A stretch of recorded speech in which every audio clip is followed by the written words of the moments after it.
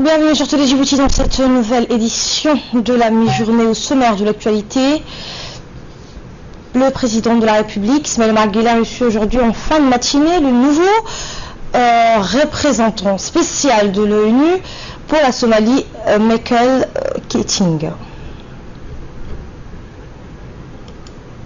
Voilà pour le sommaire. Merci de nous accueillir chez vous. Le président de la République, Ismaël Omar Guelleh, a reçu aujourd'hui le nouveau représentant spécial de l'ONU pour la Somalie. Les deux hommes ont essentiellement discuté de la stabilisation de la situation en Somalie et du renforcement des moyens de la force africaine de maintien de la paix, force mandatée à la fois par l'Union africaine et le Conseil de sécurité des Nations Unies, l'AMISOM. La question de la supervision et du bon déroulement de la prochaine élection présidentielle devant voir lieu en Somalie a été également abordée. Monsieur Keating, qui est de nationalité britannique, est un homme d'expérience. Il succède à monsieur Nicolas Kay.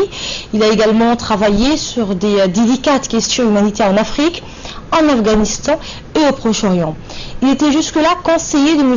Stéphane de Mistura, l'envoyé spécial du secrétaire général de l'ONU, Ban Ki-moon pour la Syrie. Le chef de la diplomatie djiboutienne, Mohamed Ali Youssouf, a assisté à l'entrevue. Pour la sécurité, pour l'avenir politique de la Somalie. Et on a eu un échange de vues en ce qui se passe actuellement et les défis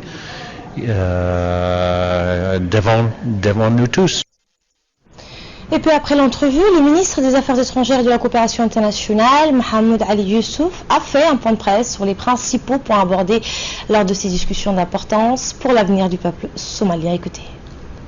Je crois que la visite de Michael Keating, qui est donc le représentant du secrétaire général des Nations Unies pour la Somalie à Djibouti, est une visite importante puisqu'il est en train de prendre ses fonctions.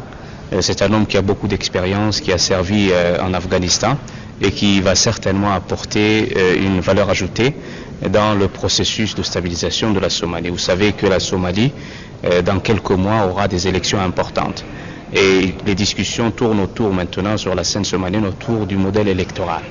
Et donc les efforts qui sont déployés et par les pays de la région et par les Nations Unies, l'Union africaine, l'IGAD, convergent un peu vers ces élections et nous souhaitons qu'elles puissent se dérouler dans de bonnes conditions sécuritaires. La sécurité reste un défi majeur et l'AMISOM fait de son mieux pour pouvoir stabiliser ce pays, mais il y a toujours cette réflexion autour de la manière de créer des forces de sécurité somaliennes qui permettent d'avoir plus d'efficacité sur les terrains dans la lutte contre les Shabab. Pour cela, je crois qu'il faut des moyens, il faut des équipements, il faut surtout une volonté politique des pays de la région et du gouvernement fédéral lui-même afin d'aller vers cet objectif de créer cette force de sécurité somalienne qui va progressivement prendre la relève de la mission, puisque la mission n'a pas vocation à rester en Somalie. Donc c'est une mission très importante. Le rôle du représentant du secrétaire général est central et Djibouti va continuer ses efforts en Somalie et va continuer à appuyer les efforts des Nations Unies à travers M. Keating qui aura certainement du pain sur la planche. Dans le reste de l'actualité, un atelier d'information et de sensibilisation des programmes de filets sociaux de sécurité s'est tenu aujourd'hui au Sheraton Hotel, organisé par le secrétariat d'État à la solidarité nationale. Cet atelier a permis de débattre les différents types de programmes de filets sociaux de sécurité mis en œuvre par le secrétariat d'État à la solidarité nationale.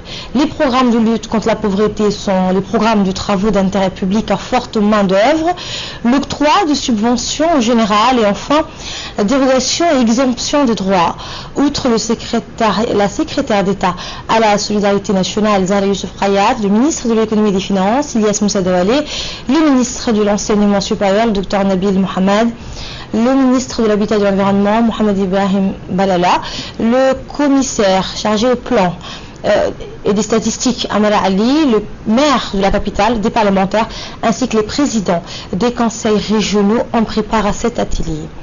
La secrétaire d'État à la solidarité nationale, Mme Zahra Youssouf Khayat, a dans son mot de bienvenue remercié les participants d'avoir honoré de leur présence. Elle a ensuite souhaité bon succès aux travaux. Écoutez.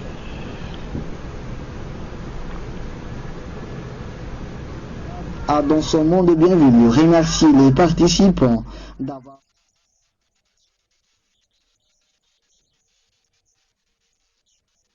En 2012, la stratégie nationale de protection sociale axée sur les filets sociaux de sécurité. L'objectif de cette stratégie est de mettre en place un système de protection destiné aux populations pauvres et vulnérables qui ont échappé au système classique de sécurité sociale. Ces programmes de filets sociaux de sécurité viennent en complément des programmes sociaux de base tels que la scolarisation universelle, l'accès aux soins de santé, etc. Ces programmes ont pour but d'améliorer le ciblage fin des bénéficiaires et assurer une meilleure complémentarité avec les autres programmes. Direction Beledweyne, où le général de division Zakaria Cheikh Ibrahim, chef d'état-major des armées, se trouve depuis hier dans la région de Hiran, en Somalie. À son arrivée à l'aéroport, Ougas Khalif de Beledweyne, le chef d'état-major général des armées, a été accueilli par le colonel Abdurrahman Abdi Dambil, commandant des forces de la MISOM dans le secteur 4 de Hiran, et par les colonels Hassan Jama' Farah et Omer Dubed Soubaglé, commandant des bataillons Hill. Après les honneurs militaires, le chef d'état-major général des armées a eu un entretien avec les responsables du secteur 4 en présence des responsables des contingents djiboutiens présents en Somalie.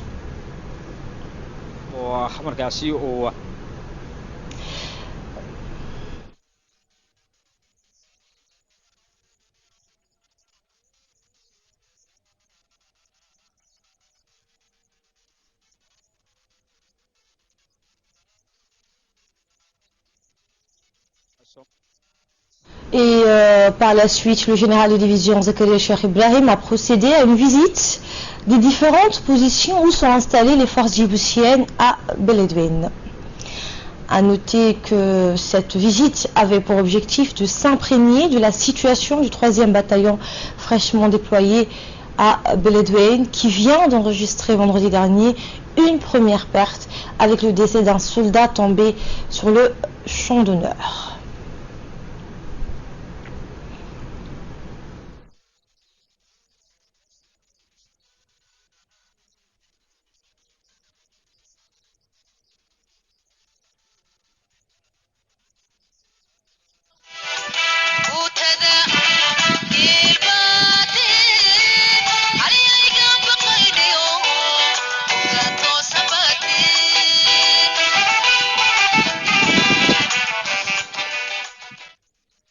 De retour au quartier général du 3e bataillon, le chef d'état-major général des armées a tenu à s'adresser aux éléments du bataillon rassemblés.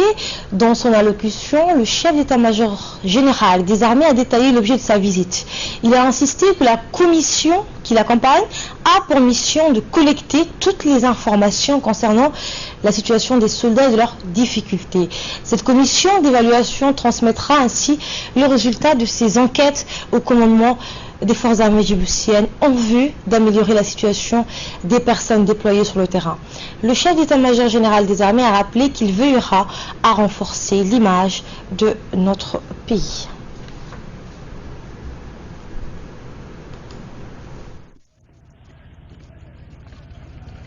waxaan gaadhnay maanta sharaf weyn korkaan lahaa imanka ilaahay innagaan ila kaashani dee dawladdeennina ilaahay bay kaashanaysaa iyo innaga waxaan idinkaga tagayaa guul iyo nabadgelyo guul arka haddan maxaan sheegay ciidankii yareer ka yimid ayraboorka maanta internationaalka laga dhigtay Euroob iyo Amerika iyo Afrika iyo Soomaaliya ay maanta u kala badayaan lagu soo degayo waxaa lagu qoday kaaska birta iyo majalada lagu qoday saasaan dadka u sheegnaa. Également dans l'actualité, quelques 360 jeunes étudiants, professeurs et acteurs passionnés par la sauvegarde et la défense des langues maternelles ont préparé hier soir dans un amphithéâtre de l'université de Djibouti à une rencontre culturelle afin de marquer la célébration de la journée internationale des langues maternelles. Cette soirée a été organisée par l'association Voix de développement de Djibouti, la VDD, avec le soutien de l'université de Djibouti et de l'ONG Horn of Africa. Elle s'est déroulée en présence de l'ensemble des membres et cadres dirigeants de l'association, dont sa présidente, mademoiselle Fatouma Ahmed Omar. La cérémonie a débuté par l'exécution de l'hymne national qui a été entonné en chœur, puis suivi par quelques interventions et la présentation des danses folkloriques et des chants dépeignant plusieurs facettes de la vie traditionnelle. Des poèmes ont été aussi lus, notamment par Madame Saïda El Mirable. Et enfin, un sketch mettant en scène les aléas de la vie quotidienne a été présenté avec brio par les jeunes acteurs de l'association. Le public a semblé d'ailleurs être conquis par ce spectacle et la performance des jeunes acteurs qui ont insisté sur la préservation de nos acquis culturels. La soirée a été clôturée par l'intervention de la présidente de l'association Voix de développement qui a tenu à rappeler que les langues maternelles sont un précieux trésor et qu'il ne faut pas perdre, surtout face à la pénétration en force d'autres cultures. Nous ne devons perdre notre héritage culturel face à d'autres cultures dominants soutenues par la télévision, le monde de l'édition ou les industries de la musique et du cinéma. Quand le monde perd une langue, nous perdons une partie de nous-mêmes, a-t-elle indiqué. Fin de citation. De là, à présent, nous passons à ce qui fait l'essentiel à travers le monde. En Irak, un attentat suicide au sud de Bagdad a fait au moins 60 morts et autant de blessés. Un attentat au camion piégé a fait hier une 60aine de morts au moins, selon des sources médicales. L'explosion a fait également plus de 70 blessés. L'attaque a visé un barrage tenu par les forces de sécurité à Hilla, une ville située à une centaine de kilomètres au sud de Bagdad. Cette attaque a été revendiquée par les djihadistes de l'organisation dite État islamique en Irak et au Levant, Daesh. Il s'agit, selon un communiqué de Daesh, d'une opération martyre qui a frappé un poste de sécurité à l'entrée de la ville de Hilla et qui aurait fait des dizaines de morts et de blessés. Hilla est le chef-lieu de la province de Babylone, une région de la population majoritairement chiite, mais avec une présence sunnite. C'est à ce jour le plus important attentat à la bombe dans cette province, a déclaré Falah Al-Radi, qui préside la commission provençale de sécurité. Le barrage de sécurité, un poste de police voisin, ainsi que des maisons et des dizaines de voitures ont été détruits, a-t-il ajouté. À l'étranger toujours, un nouveau drame est survenu une fois de plus en mer Égée où 25 migrants, dont 13 enfants que l'on suppose être de nationalité syrienne, sont morts hier. Ils ont quitté les côtes turques alors que les pays européens se penchent avec la Turquie sur le sort des réfugiés syriens bloqués aux frontières de la Grèce. Un nouveau naufrage de migrants s'est produit hier en mer Égée au large des côtes turques, près de la ville de Didim. On estime qu'au moins 25 personnes, dont 13 enfants, ont trouvé la mort dans ce nouveau drame. Tous tentaient de rejoindre la Grèce. 15 survivants ont été retrouvés et secourus. Ils ont été transportés dans des hôpitaux pour y être soignés. Ils doivent leur survie à l'intervention d'une patrouille de garde-côte turque qui est parvenue à les prendre en charge rapidement. Dans la nuit d'hier, les sauveteurs italiens, cette fois, ont secouru 13 autres migrants au large des îles de Kos après la crevaison de leur bateau pneumatique. Rien que la journée d'hier, environ 360 personnes en provenance de Turquie ont été interceptées par les gardes-côtes grecs. Ces rescapés ont été conduits sur l'île de Lesbos. La plupart de ceux qui tentent actuellement de quitter la Turquie pour la Grèce sont des réfugiés syriens qui ont fui les bombardements russes et du régime syrien. Les pays de l'Union européenne tentent de faire pression sur la Turquie afin de contraire Ankara d'interdire ou du moins limiter l'afflux des réfugiés syriens et lui propose une aide de 3 milliards d'euros. Les pays de l'Union européenne veulent même voir la Turquie s'engager à mettre en œuvre, selon eux, un accord de réadmission des migrants arrivés illégalement dans l'Union européenne. Mais Ankara souhaite surtout que l'Europe et les pays occidentaux soutiennent l'idée de créer pour les réfugiés syriens une zone de protection à la frontière entre la Turquie et la Syrie. Aucune force ne devrait intervenir donc dans cette zone où les avions de chasse et les bombardiers russes et syriens en seront exclus. Merci d'avoir suivi ce bulletin d'information. Restez sur Télé Djibouti dans quelques instants. C'est le Focus avec Ali Abdellah. Ali Abdellah m'a rejoint. Bonjour Ali. Bonjour. Alors on va commencer ce Focus par ce dépôt de la candidature du 6e candidat à la présidentielle au 8 avril prochain. Eh bien justement, donc il s'agit de Mohamed Moussa Tourtour au ministère de l'Intérieur. Ce matin, le dépôt de la candidature se poursuit en vue de l'élection présidentielle du 8 avril prochain. En vue de l'élection présidentielle du 8 avril prochain, le 6e candidat donc vient de déposer aujourd'hui son dossier de candidature au ministère de l'Intérieur. En effet, selon un communiqué rendu public aujourd'hui par le ministre de l'Intérieur, M. Hassan Omar Mohamed, annonce que M. Mohamed Moussa Ali dit Tourtour a déposé sa candidature en qualité de candidat indépendant à l'élection présidentielle prévue le 8 avril prochain. Le communiqué ajoute qu'un récépissé de dépôt, comme à l'accoutumée de la candidature, a été délivré à ce monsieur, M. Mohamed Moussa Ali dit Tourtour, qui est né le 23 février 1951 à Djibouti. Donc un petit peu, si je vous parle de sa biographie, il a effectué ses études primaires et secondaires ici à Djibouti avant d'entamer un cursus universitaire en France où il obtient donc en 1978 un master en sciences économiques à l'université de Grenoble. En 1979, le candidat Mohamed Moussa Tourtour regagne le pays comme de nombreux diplômés djiboutiens à l'avènement de l'accession de notre indépendance. Il sera nommé donc directeur du plan et président de la Commission nationale de programmation du développement à la présidence de la République. En 1973, Mohamed Moussa Tourtour est candidat à l'élection présidentielle face au premier président, le père de la nation, feu Al-Hajj Hassan Goulet Abtidon. Donc voilà un petit peu sa biographie. Il a déposé sa candidature ce matin et c'est le 6e candidat à l'élection présidentielle prévue le 8 avril prochain. Et autre sujet, Djibouti est désormais relié au câble sous-marin de fibre optique SIM8.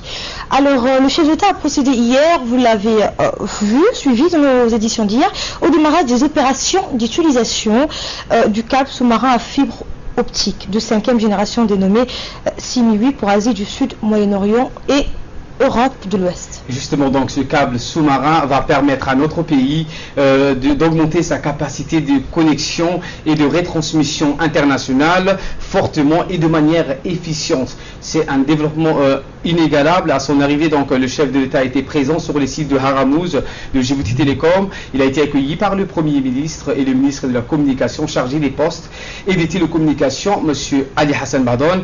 De nombreuses autres personnalités étaient présentes sur place. Le chef de l'État donc a pris un bain de foule et a tenu à saluer les techniciens, ouvriers et personnels de la Société nationale de télécommunications, des techniciens étrangers donc opérant pour la société française Alcatel-Lucent, celle qui a effectué ce projet, ont été également salués par le chef de l'État.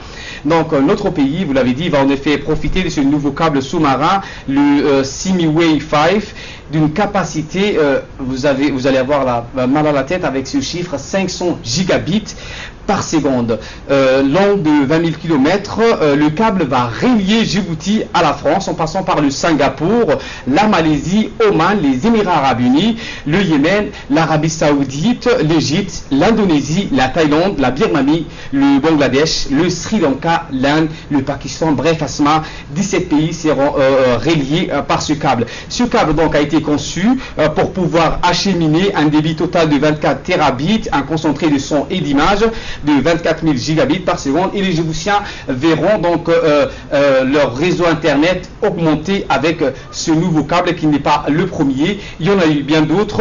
À noter également que le câble Simway 5 opérera donc en parallèle avec un autre câble, celui de Asie-Afrique-Europe numéro 1, arrivé à Djibouti le 7 février dernier, ce qui permettra donc de consolider la position de Djibouti en tant que centre vital d'interconnexion pour les 3 continents. Le financement de ce câble est estimé à 20 500 000 $ et grâce donc à ce... Oui, c'est énorme, c'est une somme énorme. Grâce à ces 2 nouveaux câbles internationaux, nous serons donc en mesure de proposer à nos partenaires de la région des services de qualité et des tarifs préférentiels. Merci à vous pour cette analyse. Merci à vous de nous avoir suivis. On se retrouve demain à la même heure, à la même place.